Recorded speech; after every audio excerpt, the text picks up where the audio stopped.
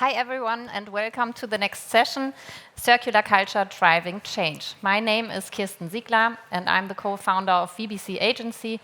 We help brands to shape their sustainability strategies and credibly talk about it. And I'm happy to be joined by amazing women. We have Daniela Felder from Felder and Buyana Tsogtsaikhan from NOMAD X Collective, and also Saskia Meier-Andrae, the managing director of eBay Germany. And together we will explore how you all drive circular practices in your roles and how you create new business models, shift mindsets, and also create trust along the way. And I would like to start with a very foundational question to Daniela. What are you doing at Felder and Future Fashion Concept, exactly.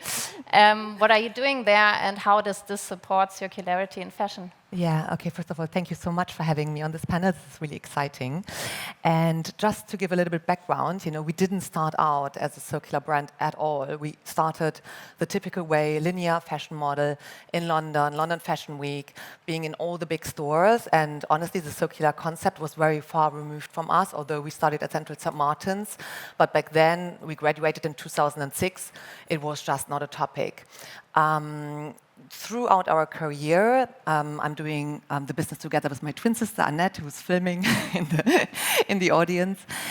We realized that we do have an impact with what we do, and we started to shift around. And we looked at new ways to incorporate, like new materials that are much more aligned with nature, and from next-gen materials and biomaterials to integrate them into our collections, which then made us realize the way that we do it is not possible anymore, because basically those materials are not 100% market ready yet, they're not scalable yet.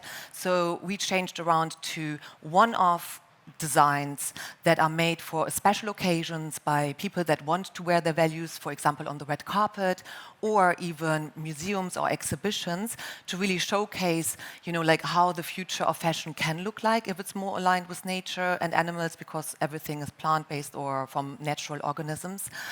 But eventually we realized that we just have a certain impact with one-off pieces, and it's not really scalable.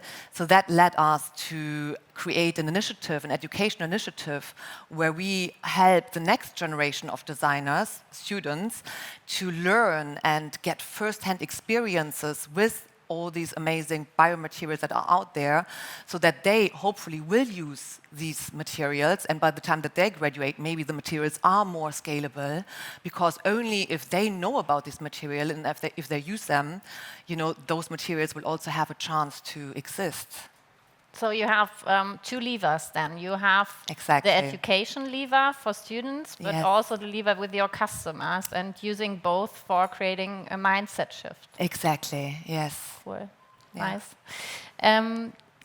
Buyana, what are you doing at NOMAD X Collective, and how does your work help scale circularity?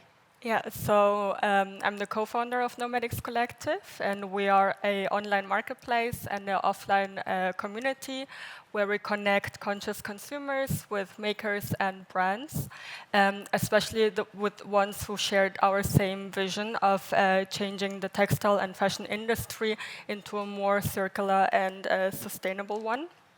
And we're built on two pillars, as I mentioned. One is the online version, where we have like all these amazing brands who do new but also upcycling clothing. And on the other hand, we have the offline community. That means we do workshops, we do a lot of physical events in order to bring more awareness on the topic of sustainable clothing and circularity. And that looks like, for example, we work with designers or makers in that sense, who help, like how to extend the life cycle of a clothing item with creative approaches like natural dye, or just to be more creative in that sense. And we noticed that a lot of people have a bit of hesitation to that, because I think a lot of adults, especially, are very caught up in their everyday lives, and they don't have the inner child anymore to be creative with their clothings. And that's what we want to achieve as well, to make them feel comfortable and to also be confident with your own clothing, that you can extend the life cycle, you can be more creative with it, and you don't need to throw it out instantly when there is a hole or the color is not that nice anymore. And yeah, that's basically what we're trying to achieve more on the consumer side, to bring that awareness. And what role does storytelling play in that? Because you're connecting then also on your platform. I saw that you are having a lot of stories and educating people about your products. In the online, on the online platform, what we do is we want to be very transparent, and we want to show where the clothing is actually coming from and bring back the connection, or move away from the disconnect we see at the moment with fast fashion, especially, that people buy in a transactional way. They don't really understand, or they don't really think about who actually is behind the clothing item. And yeah, we want to tell the true story, or the authentic story, where the product is coming from, who's making it, and also be more, put emphasis on cultures, different traditional craftsmanship, and be very transparent in that sense. Nice. And Saskia, now the same question to you. I mean, you are in a bit of a different field than with eBay, but how is your role and what you are doing supporting circularity? So I'd say circularity is part of the DNA of eBay. eBay was founded in Germany it was founded in the US, but in Germany we've been for over 25 years. And we founded with re-commerce, right? And we're pretty much the online pioneer in that re-commerce space. And now 25 years later, re-commerce is still an absolute core strategic pillar of our business. And also, I think just an interesting fact, we're the second largest general online player in Germany, but 40% of our turnover is with non-new items. That's what no one else can, speak to those kind of numbers. And I think it just also speaks to how big it is in terms of our business, but also just how big the opportunity is out there, right? That's huge. So and that is across categories, right? It's not only fashion, the non-new items in 40%? Exactly. Yeah. It's across all categories. I mean, eBay is a multi-category player. We have in there refurbished items, a lot of electronics items. We have collectible items. We have fashion, obviously pre-loved fashion, luxury handbags, jewelry, watches. Really, anything you can imagine, you can find it on eBay. And like I say, 40% of that is non-new. So that's something we're very proud of, and something that our heart is behind, and something we're trying to strengthen every day. And how to get to that point, to have a 40% of your revenue coming through these non-new items? You need to get sellers and buyers excited. How are you doing that? I'd say for buyers, it's very much first about awareness. I mean, we all here know that re-commerce is a thing, but it still takes some effort to get that out into the broader masses. So awareness is the first one on the buy side, and the second one, that's I think the one you mentioned, was trust. It's very much about trust, and trust, especially online in re-commerce. You can solve that by giving very clear guidance on the condition of an item. So, encouraging the sellers in that case to then upload really accurate pictures, and to have a very clear grading system of what does very good, etc. mean.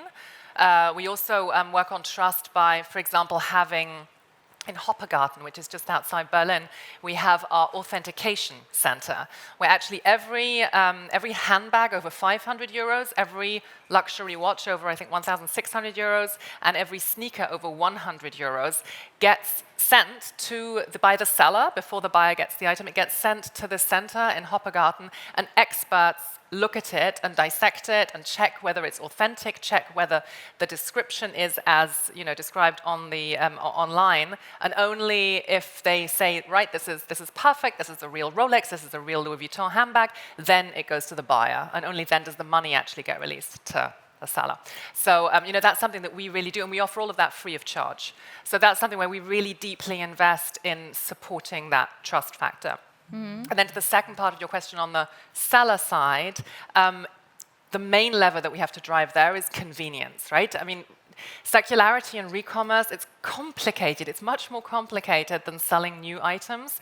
So there, be it private sellers, making it really easy for them to list, using AI-generated tools where they can just, snap a picture of an item and everything is pre-filled with all the different, attributes. This is the size, this is the color. They don't have to, it's just super easy. That's one thing that we can do there. Or, for example, when we work with brands, we also work with a lot of fashion brands, and there, they have often a huge stock of returned items, which they would like to sell, but they actually can't because it's just very difficult. So there we have third-party partners whom we can connect them with to help them, and so we offer this sort of resale as a service, we call it, to give them access to online re-commerce. And how important is the role of second-hand fashion in your portfolio in driving change and creating awareness for second-hand items? Fashion is a key pillar. If you look at the re-commerce market, fashion, and then I think the second one is home, are the two biggest, the two biggest sort of verticals.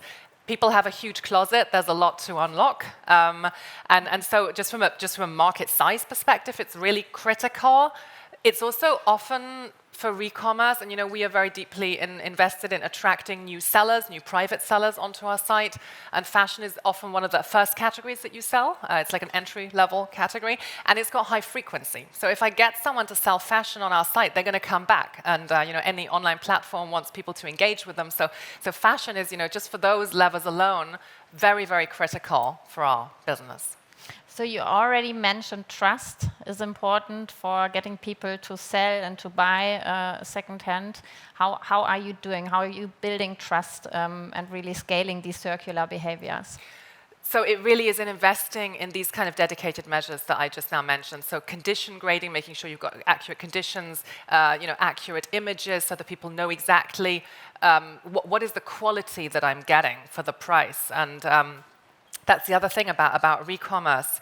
If I buy a new item, it's a new item. There's only one, right? But if I buy a MacBook, a refurbished MacBook, there is a whole grade of variations, right? It can be pretty battered but still functional, right up to an item which was returned and has never even been used. And these will all come with different quality promises. They're all going to come with different price tags. So that's a whole art in itself in making transparent to the end consumer, well, what are they actually getting? Because people have different expectations in terms of the quality they want, and they have different willingness of what the price they want to pay. So that's one example of how you match trust by giving people just that confidence that they're getting exactly what they were expecting. Mm-hmm. And trust is also super important beyond re-commerce. With the whole rise in greenwashing, you need to build trust also in your brand, especially if you are a more sustainable brand. How are you doing this at Felder? I mean, we try to only work with people that we have direct contacts to, in London there's this incredible organization, the Sustainable Angle, I'm sure you've heard of it, and they do once a year, it's just been, my sister was there, the Future Fabrics Expo, where, all the material developers, it's so small that actually the material developers are there themselves, so you actually meet them and can talk to them, and I think that really does help with building trust in using these new innovations to actually meet the person and the innovators and scientists that are behind that. So I feel that helps a lot, And then you also need to build trust with your students for the future fashion concepts. Yes, 100%. How do you do that? I mean, the interesting thing is that a lot of the students, don't really know about these innovations and materials, and maybe they don't even have that much interest at first in it, because it's more complicated. It's definitely not as easy as just using materials that they can find at school or in the fabric stores, But my experience is if you put these innovations in front of them, they get excited about it. And then once they're excited, they also love to use them, and they are, they love the challenge to use them and see what's possible. So I think that has been my experience so far. Nice, and that's also why you focus on education, because you really want to develop this industry further and share your Yeah, I knowledge? mean, look, we are part of the generation that screwed up, and there's just so much we can do, so the real hope, and I always tell this to my students, like the real hope and also like pressure is on them, and they have the chance now to see this as a creative opportunity, or to give up hope. And I am a firm believer in optimism, so I really want to install hope within the next generation of designers. And you were also one of the first movers in 2013 to invest in biodegradable products and also in on-demand products. Yeah, it wasn't very popular back then when we decided to leave London Fashion Week. You have to be invited to show at London Fashion Week. And we voluntarily said we don't want to be part of this system anymore. And I don't think that like everyone understood why we did that. Like the trend really started during COVID, where people are like, oh my God, it's such a trend. But up until then, I feel like there was a lot of question marks why we're doing that, So it has only been since 5 years that people are really catching on and are like, oh, but like this is exciting. Before that, it wasn't so easy. And of course, there were like the big role models, like Stella McCartney, like the sustainable angle. So there were like a lot of amazing people that we then were in contact with, but it wasn't mainstream at all. And do you feel this is moving forward now, finally? I mean, there's many years of talking and only some that are really doing it.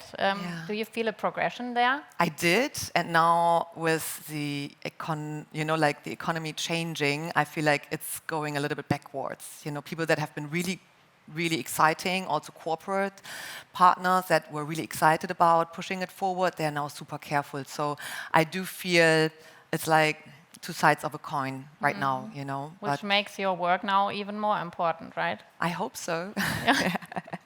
Okay. Buyana, and for NOMAD X Collective, it's also about trust, right? I mean, when people go on your platform, on your marketplace, how do you then build trust with them that what they are buying there is really better for the planet? Yeah, so, I mean, in general, we really want to make the digital product passports actually work, because that will be such a fact-based trust layer. But from our standpoint, and we work with a lot of small businesses, it's really hard to implement that for them. So what we do is really trying to, on the onboarding process, we really filter and select the brands we have on. So we check where they source the materials, who is actually making them, how is it made, and therefore we can ensure our consumers that we kind of curated the products we're selling on our platform. And upcycling is also a big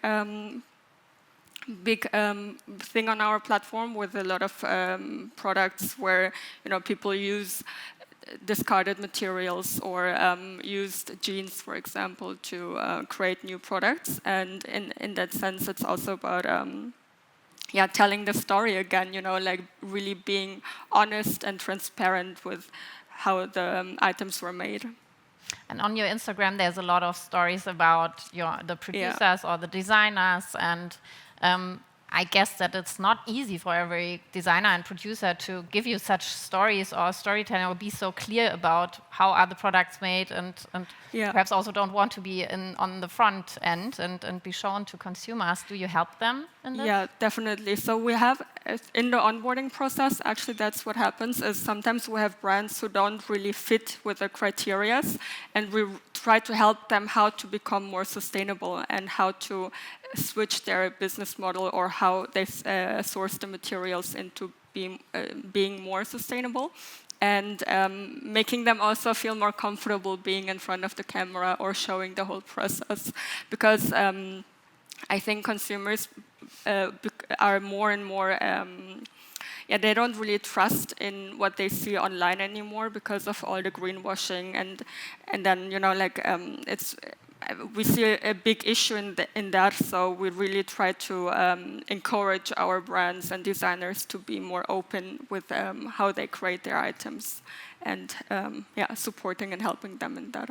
And do you see also more interaction with the consumers that see these stories, that they have more questions or that they engage better with these stories? Yeah, definitely. I think it's creating a personal connection in a way as well. And I think when you buy this item, what I meant with transactional before is that now you can really connect to the item you're buying and it becomes something more important to you, I think. And it's also, I think, nice when you buy something and you know the whole story of it, right? So you can say like, yeah, this was made by this person in this country, or it was naturally dyed with these plants or leaves, or things which makes the item very interesting and exciting as well. Which then also has an educational element to it, exactly. right? Where people better understand what is the more sustainable aspect in it and how is it made and why is it, for example, also supporting circularity? Yeah, definitely. And we're also looking into